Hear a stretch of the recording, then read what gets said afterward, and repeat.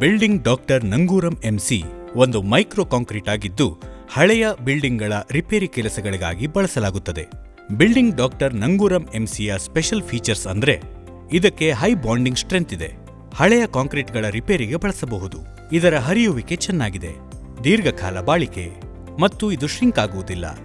ಸೀಳು ಬರುವುದನ್ನು ತಡೆಯುತ್ತದೆ. ಹಾಳಾಗಿರುವ ಬೀಮ್ಗಳನ್ನು ಮತ್ತು ಛಾವಣಿಗಳನ್ನು ರಿಪೇರಿ ಮಾಡಲು ಇದನ್ನು ಬಳಸಲಾಗುತ್ತದೆ. ಈ ಪ್ರಾಡಕ್ಟ್ ಅನ್ನು ಬಳಸುವ ಮುಂಚೆ ಸ್ಕ್ರೀನ್ ಮೇಲೆ ಕಾಣುತ್ತಿರುವ ಎಲ್ಲ ಉಪಕರಣಗಳೊಂದಿಗೆ ಸಿದ್ಧರಾಗಿರಿ.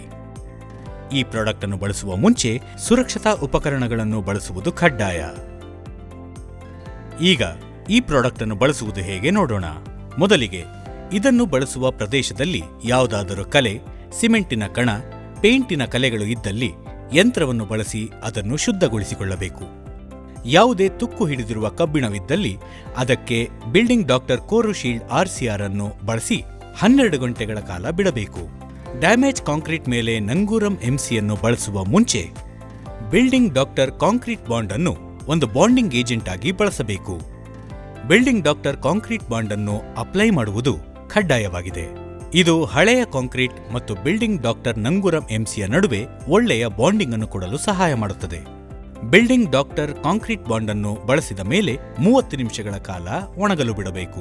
ಹೊಸ ಕಾಂಕ್ರೀಟ್ ಅನ್ನು ಮುಂದಿನ 30 ನಿಮಿಷಗಳ ಒಳಗಾಗಿ ಬಳಸಬೇಕು. ಇದನ್ನು ಚೆನ್ನಾಗಿ ಮಿಶ್ರಣ ಮಾಡಿಕೊಂಡೇ ಬಳಸಬೇಕು.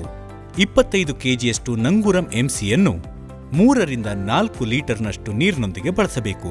ಬಿಲ್ಡಿಂಗ್ ಡಾಕ್ಟರ್ ಎಂಸಿಯನ್ನು ಕಬ್ಬಿಣದಲ್ಲಿ ಪಟ್ಟಿ ಕಟ್ಟಬೇಕು.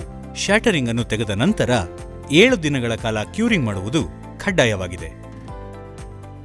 ಬಿಲ್ಡಿಂಗ್ ಡಾಕ್ಟರ್ ನಂಗೂರಂ ಎಂಸಿಯ ಪಾಟ್ ಲೈಫ್ ತಾಪಮಾನ ಮತ್ತು ಇತರೆ ವಿಚಾರಗಳ ಮೇಲೆ ಅವಲಂಬಿತವಾಗಿರುತ್ತದೆ.